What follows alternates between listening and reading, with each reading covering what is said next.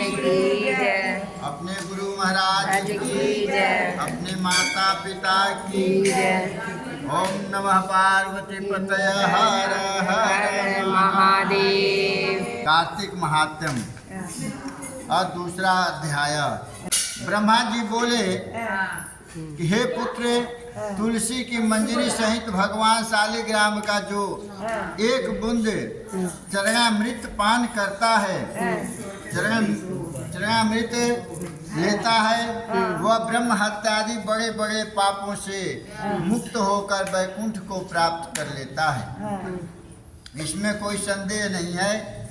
जो भगवान शालिग्राम की प्रतिमा के आगे अपने पितरों का श्राद्ध करता है, उसके पितरों को भी वैकुंठ प्राप्त हो जाता है। जो भगवान श्री शालिग्राम की मूर्ति दान करता है, उसे समस्त पृथ्वी के दान का फल प्राप्त होता है। जो श्री भगवान शालिग्राम की प्रतिमा को बेचता है, वह महान कष्ट भोगता है। इसलिए श्री शालिग्राम की मूर्ति को बेचना नहीं चाहिए। श्री विष्णु भगवान का पूजन शंख के जल से करना चाहिए।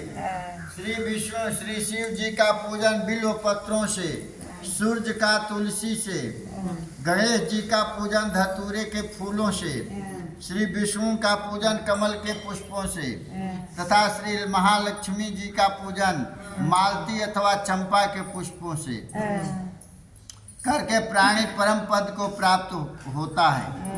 और जो भगवान की अति प्रिय तुलसी से पूजा करता है, उसकी महिमा का वर्णन कोई भी नहीं कर सकता। वह जन्म मरण के अपार कष्ट से मुक्त हो जाता है। जिसकी मृत्यु तुलसी माला धारण किए हो जाती है, वह जीव बिना किसी रोक टोक के सीधा वैकुंठ धाम को जाता है।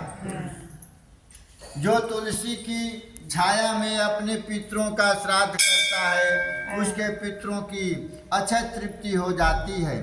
तुलसी का चिंतन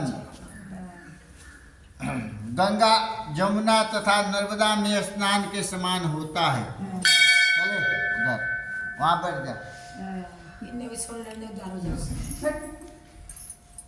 तुलसी का वृक्ष उगाने और सींचने से तथा केवल स्पर्श करने से मनुष्य के मानसिक, वाचिक, कर्मणि ये तीनों प्रकार के पाप नष्ट हो जाते हैं। इस प्रकार कार्तिक मास में व्रत करने वाला तुलसी जी का शांत चित्त से पूजन, प्रदक्षिणा और नमस्कार करके हाथ जोड़कर प्रार्थना करे कि हे हरि, आप लोग भी बोले हे हरि, हे हरि, परम प्रिया, देवताओं ने तुम्हें बनाया और मुनीश्वरों ने तुम्हारा पूजन किया, तो मैं भी तुम्हें नतमस्तक नमस्कार करता हूँ। इस प्रकार से प्रार्थना करने चाहिए। जो प्राणी आंवले के पत्तों और पुष्पों से भगवान का पूजन करता है अथवा आंवले के वृक्ष के नीचे बैठकर भगवान का पूजन करता है, उसको स्वर्ण के फल और फूलों का फल प्राप्त होता है। जो मनुष्य द्वादशी को तुलसी तथा आंवले के पत्तों को तोड़ता है, वह घोर नरक भोगता है। मनुष्य को चाहिए कि कार्तिक महीना में आंवले के फल, तुलसी, गोपी चंदन की माला धारण करे। ऐसा करने से वह जीवन मुक्त हो जाता है। व्रत करने वाला मनुष्य भोजन के पश्चात चंदन, पुष्प, पान तथा दक्षिणा देकर ब्राह्मण को संतुष्ट करे।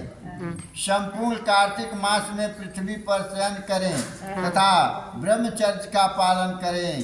केवल 1 मास तक पत्तल में भोजन करें और मौन व्रत धारण कर रहे, तो वह प्राणी वीर, धीर, कांतिवान होता है। जो मनुष्य एक समय आंवले के वृक्ष के नीचे पूर्ण कार्तिक मास भोजन करता है, उसके 1 वर्ष के समस्त पाप क्षय हो जाते हैं। व्रत करने वाले को शहद, काची, दाल, तेल, कच्चा भोजन, दूसरे का अन्न तथा कोई भी तामसी तथा बुरे नामों वाला भोजन नहीं करना चाहिए। रविवार को आंवला खाना भी वर्जित है। देव गौ वेद तथा पर निंदा नहीं करनी चाहिए। मांस इत्यादि का सेवन तो क्या ध्यान भी नहीं लाना चाहिए। मिट्टी में उत्पन्न हुआ नमक मसूर बासी भोजन, तांबे के पात्र, तांबे के पात्र में डाला हुआ दूध इत्यादि ये सब मांस के समान ही माने जाते हैं। अतः इनका प्रयोग नहीं करना चाहिए। केवल स्वयं अपने ही लिए बनाया गया भोजन भी मांस के समान होता है। ये नहीं कि अपने बनाकर खूब खाओ।